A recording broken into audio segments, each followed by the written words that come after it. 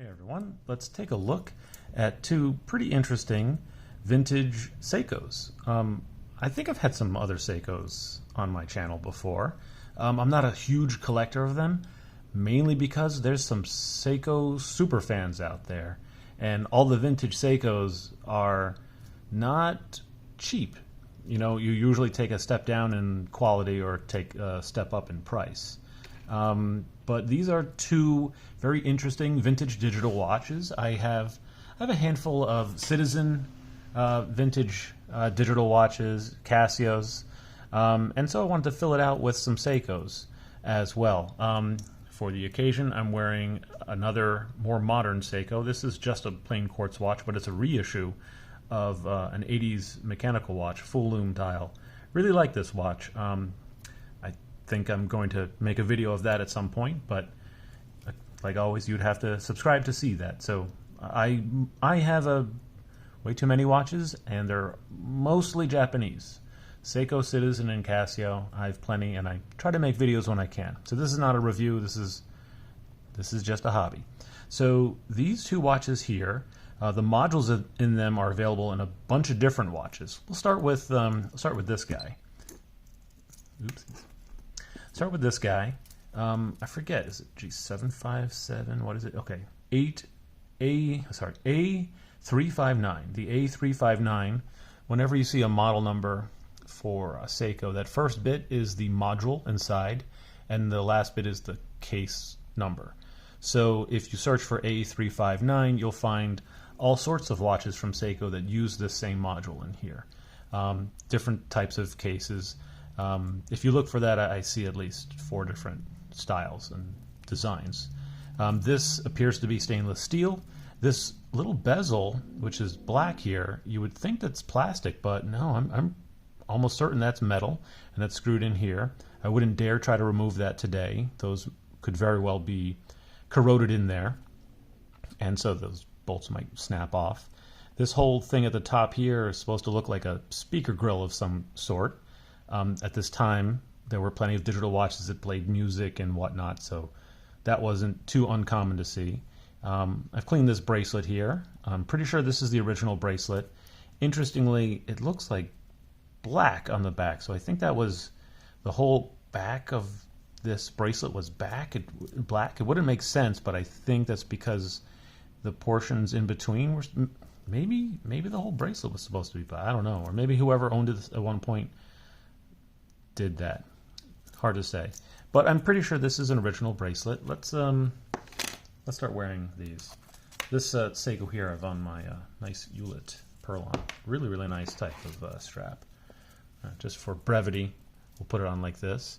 I have a 7.5-inch wrist. That looks pretty cool, pretty vintage.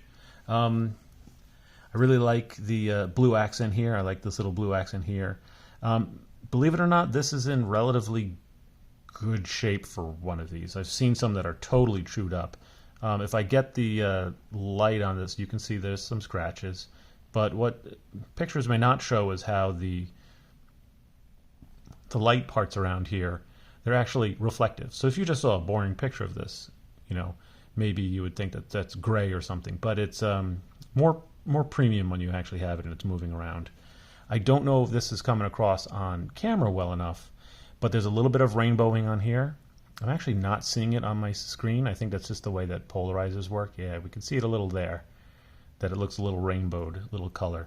So we're coming up on 4 minutes. I want to spend no more than 5 on each. On the side here, we have a little light, typical for the 80s. We have 2 like operational buttons, and then we have the mode button. You see down here, light, mode, and then these 2 buttons do a whole bunch, either set and select, lap, reset, start, stop, and alarm, read, and month. So different modes. We have our normal time mode here, and in time mode, yeah, we can quickly check the alarm. I don't know if that does something. That 1. I don't know what that 1 is, but that's a quick check for 1. But we have time and date, and this mode, this is the timer, so we can increase this minute by minute. There might be something wrong with the speaker. That's the only blip I get. And then, you know, turn it, and then it counts down. It'll go off when it's done. We can stop it, clear it. So it doesn't like remember time every time. Mode button after you're in another mode goes back to the normal time, so we have to go back. Alarm, as you'd expect, you can set an alarm, and then there's a stopwatch. Reset. You know, I'm so used to Casios that sometimes when I see a different standard, it feels a little strange. Oh, and the last mode is time setting mode. Pretty cool. Nice, fun little watch there. And I'm kind of fortunate at the price I got that for. You can pick these up under $100. You know, maybe this one would go for that. Mint condition, many multiples of that. This one, I think, is in many ways a little more interesting. I think this came out later. I'm going to guess around the same time. I'm going to say both of these are early 80s if I had to guess, but I would guess this maybe a little earlier than this one. Definitely sort of a competitor to Casio's Databank. You know, I don't know enough. It's possible it came out first. This one's not a screwback, but it's in really good condition. This one, the module is the D410, and it's -5000, so it's case 5000. This is pretty cool. There's a lot going on at the same time. You see this whole sign table down here. So you see all the different signs or symbols that you can use, and it can store dates and memos and stuff. So in normal time mode, we see, let's get this up here where you can see it. We see the time and date and running seconds. I don't know what the channel is. I was hoping maybe we'd see this. So this button I know turns on like the hourly chime. Pretty sure that's what that is. I think pressing and holding this would set things. But the next mode is memo mode. And in memo mode, I was just playing around. I put in a memo of 230. So you can see these are the different memo modes here. Modes, rather. If we wanted to, so there's 20 channels or 20 different memos. If we wanted to, I'll put something in this one, we use the set button, and then you kind of go up through the different signs in the sign table, and you can barely see a cursor floating over these. So the letters here don't change. That's like embedded in it, much like these grids here. But you can barely see over the letter N, there's like a cursor blinking down here. Yeah, it comes out much better on camera. And so you get your letter and then you go to the next one. Now you're locked in. You can't easily change that, unfortunately. You only have these 4 buttons, so N3, whatever. Pretty cool technology. I'm sure at the time you'd be like, man, this is great. I can make these little memos. I mean, I had a Casio Databank as a child, and it was cool. But man, I wouldn't want to futz around with this today. If you have like something important you have to remember, we can wait.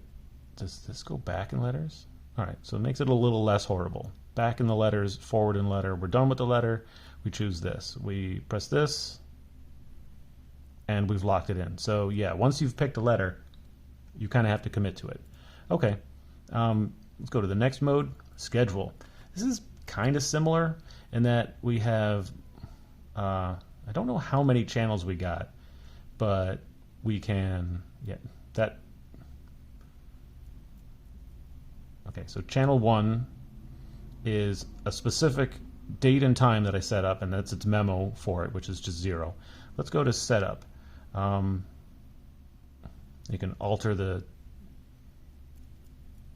time, and you can alter the memo that's associated with it. You know, so on that date, I'm going to be doing 42, 41, whatever. Yeah. So if you go to where you see the asterisks, that's for like a new thing. So I can set up a new event and a new time. It's on 8/4 at midnight and 1 second, whatever. So kind of neat. I'm sure there were plenty of people who bought this and actually used it, and were very happy once PDAs came around in the 90s.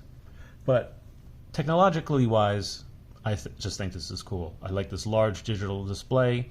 Remember, these aren't segments. These are like little dot matrices, right? They're pixel driven as opposed to being like character driven like this. So that makes it cost a lot more. And unlike the databanks, which were mostly resin, on this you have this stainless steel watch, so that's pretty cool. After that, you have this chronograph. Works just like any other chronograph.